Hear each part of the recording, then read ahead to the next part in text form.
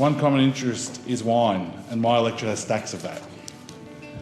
Deputy Speaker, members of the EU, like France and Italy, think that they have great wine. They do, but it just doesn't quite compare to the wine from the Hunter. Agree to and call the member for Hunter. Thank you, Deputy Speaker. We're a government who stands up for Australians. We're a government who believes in free, fair and open trade. We stand up for Australians here at home, but we also do it on the world stage.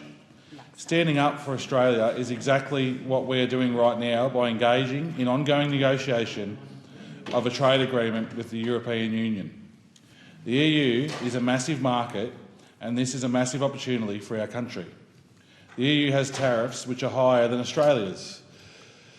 That is why this agreement is so important. Currently, Australian exports to the EU face tariffs of up to 12% on minerals and metals, 10% on wood and paper, 7% on chemicals.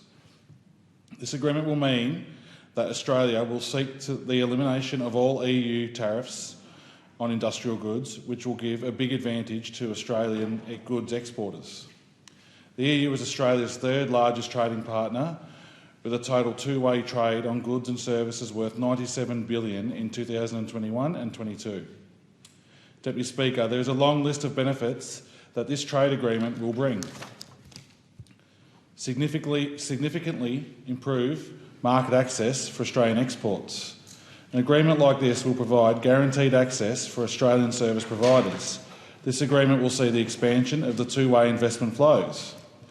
It will also provide a more predictable and seamless business environment that will implement rules to support the digital economy and innovation. An agreement like this will help to create reduced costs and help to cut through the red tape, particularly for small business and medium-sized business, who will both be of huge benefit as a result of this deal. It will also help consumers by providing greater customer choice. Another benefit is that this deal will lead to a higher standard, including on sustainable development. And it makes sense that we should have a deal like this in place with the EU. We have a lot in common. We have a lot of common interests with the EU, as we have a lot to offer the consumers over there. One common interest is wine, and my electorate has stacks of that. Deputy Speaker, members of the EU, like France and Italy, think that they have great wine. They do, but it just doesn't quite compare to the wine from the Hunter and Australian regions also. But the thing with some countries in the EU is that they think they own all wine. They even want to stop us from calling wine certain names like Prosecco.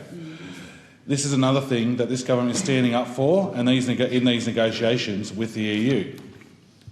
Because it's not right and it doesn't make sense that the best Prosecco in the world can't be called Prosecco. Our Prosecco industry is hugely important. It's worth over $200 million and it is fetching the second highest average grape price of any white grape variety at the moment. If we are unable to call our Prosecco by the proper name, it won't be able to be sent all over the world.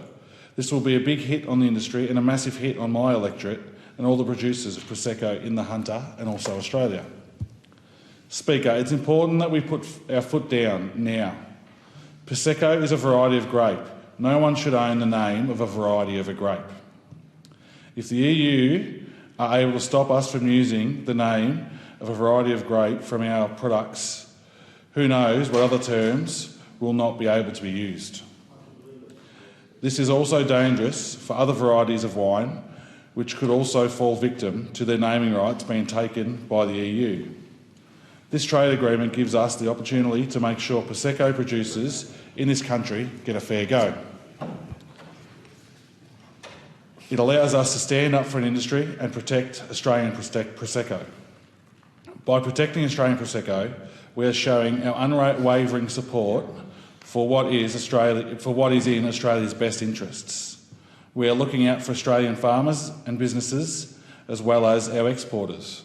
We are making sure that this trade agreement is good for farmers, businesses and exporters and good for the whole of Australia. Speaker, I want to give a special mention to the Minister of Trade and Tourism, Don Farrell, who is doing a great job on negotiating this deal. Not only is this good for our farmers, businesses and exporters, but it will also have real-world impact for our workers and for our consumers. Thank you, Deputy Speaker.